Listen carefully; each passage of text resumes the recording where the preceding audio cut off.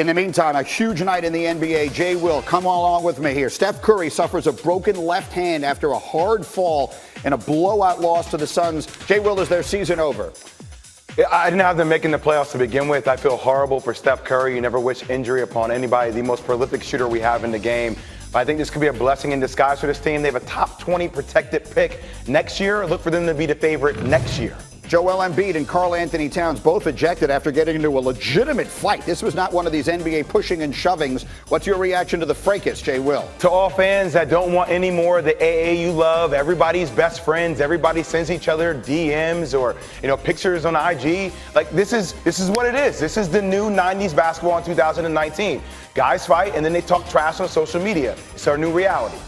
And then, we haven't even gotten to this yet. James Harden scored 59 points in a regulation win last night over the Wizards, in which the final score was 159-158. Jay Will, your thoughts? Rini, there's a chance these teams could have scored 200 points if the game went into OT. But can we just be frank? It's great that James Harden could put up a lot of points. He did it against the Wizards, guys. They allowed the Wizards 130-plus points. The Wizards? The team that only has Bradley Beal, maybe one of the worst teams in the Eastern Conference. This is a team that's in contention to win the West? I don't think so. They scored 158 in a loss last night. Okay, more hoops as we go. Now to football. Jets star safety Jamal Adams still fuming that general manager Joe Douglas dangled him in trade talks prior to the deadline. Adams had this to say about how he felt about the entire process. My agent called me and he told me what was going on. It definitely hurt me. You know what I mean? I hold myself at a high level.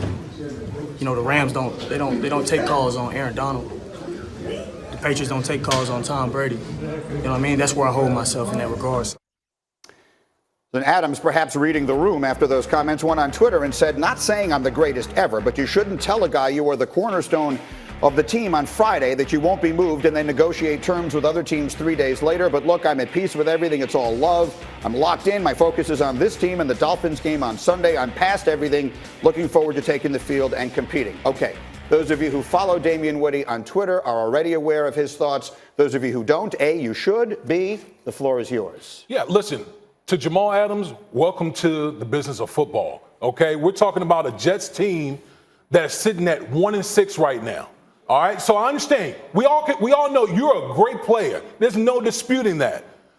But it's literally GM Joe Douglas's job to field calls to try to improve the team long term.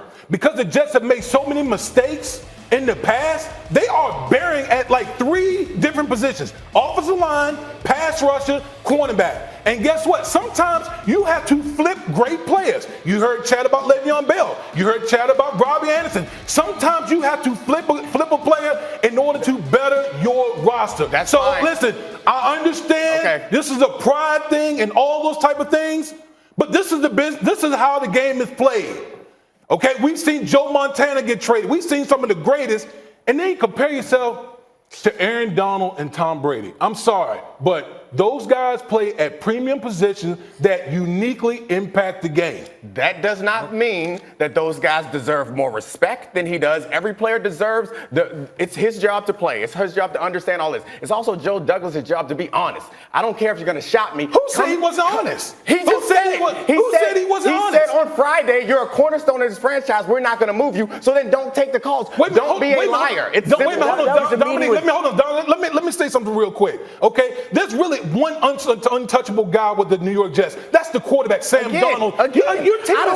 Your team is 1-6, Neek. 1-6. They got holes everywhere on their roster. I don't care about your record. I don't care what position you play. You deserve the respect. You deserve to be treated with dignity. We're talking about football. Don't lie to me. We're talking about football. You've never seen this before. All right, Acho, go. Just because it happens doesn't make it right. I think more than respect, Neek, or Woody, the Jets would be robbing Peter to pay Paul. If you look at Ed Reed, Troy Polamalu, Earl Thomas, Malcolm Jenkins, Devin McCourty, all the great Super Bowl winning teams had a great safety. So yes, the Jets are missing a lot of pieces, but I think the big point to me, Greeny, is if you're in a relationship, whether it's football or life in general, if you're going to go behind your back to do what's in the best interest of you, you can't be upset when the other party finds out. Let me just let Shefty get in here. Okay, first of all, we have a meeting that occurred on Friday between Jamal Adams and the head coach, Adam Gase. I don't think Joe Douglas expressed to him that he would never do anything. That's number one. Number two, in this particular case, we're talking about a safety. And Jamal Adams, I believe,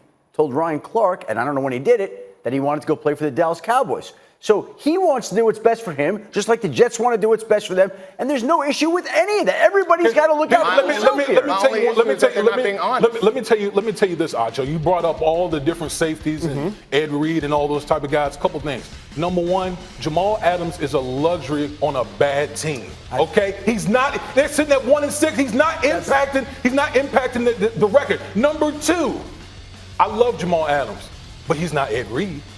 Because I'd rather have a guy that gets me turnovers than tackle for loss. Can I very briefly say, let's not get sidetracked into how good or bad Jamal Adams is or whether or not it would have made sense to trade him. Let's deal with the substance of, do they owe you honesty in a business where they basically all's fair in love and war? Let me tell you this story. They do. I was with the Eagles when Chip Kelly got rid of Nick Foles to bring in Sam Bradford. And everybody knew that Chip was bargaining Sam Bradford to trade him for Marcus Mariota. Greeny, I tell you, we're in the team meeting room, and Chip steps in front of everybody and says, Sam Bradford's not a bargaining chip. I'm the only chip in Philadelphia. As soon as the trade didn't go through and the Titans drafted Mariota, the next day in the meeting room, we're in meetings, and Chip was like, Sammy, how you doing? We're all like, bro, this is super awkward. And we didn't win any games after that because if a player doesn't have honesty, to Neek's point, you cannot succeed. I just don't care how good you are, what position you play. You deserve that respect. In any industry outside of this, if you've ever managed someone, you owe them a couple meetings before you fire them. You can't treat people like they aren't people. Just because they play football and you buy into this nonsense that they're just cogs, they aren't. You must respect them.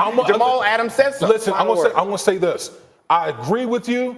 But I also know the business of football. This stuff has been going on forever. Okay, good. It's going on forever, but we don't have to excuse it. That's all I'm saying. We have an opportunity right here to tell them they're wrong, and it's our responsibility to do so. This is a glimpse into what our entire pre-show meeting looked like this morning. As we continue, if the Chiefs lose to the Vikings Sunday, they'll be 5-4. Does that mean they have to put Patrick Mahomes